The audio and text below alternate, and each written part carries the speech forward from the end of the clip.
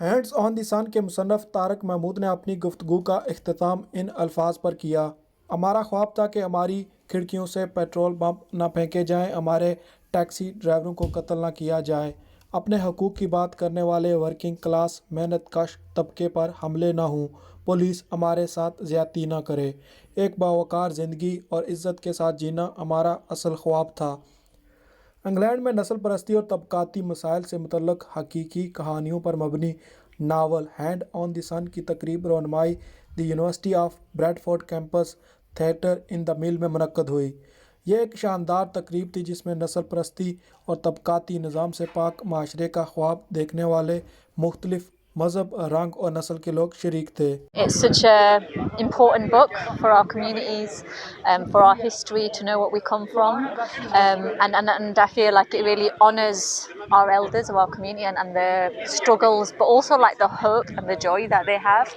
And then having like such a packed out theatre today, and there's food, there's music, there's conversation. So I'm very excited for how Hand on the Sun is going to connect with different people. Today marks the republication of Hand on the Sun, my very first novel, which was published 40 years ago, set in this city, set amongst the struggles of the people of this city and this country.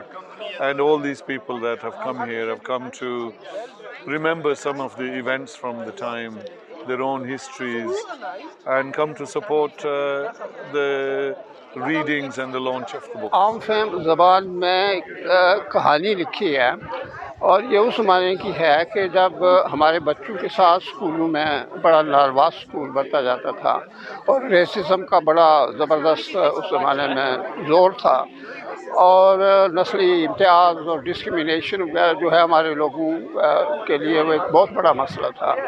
तो मेरा ख्याल है कि अब जो coming generation, ये young generation है, उनके लिए ये पढ़ना ज़रूरी है कि जो स्ट्रगल उनके आबा अजदाद ने इस मुल्क में आकर की, इस किस्म के जो तकालीफ जो उनको दरपेश थी या मसाइल दरपेश थे। समझना कि सारे लोगों की जेडे भी लिखी सकते हैं अपने जेडे माँ प्यो ने उन्होंने स्टोरी, अपनी स्टोरी और सब की अपनी स्टोरी दसनी चाहिए है।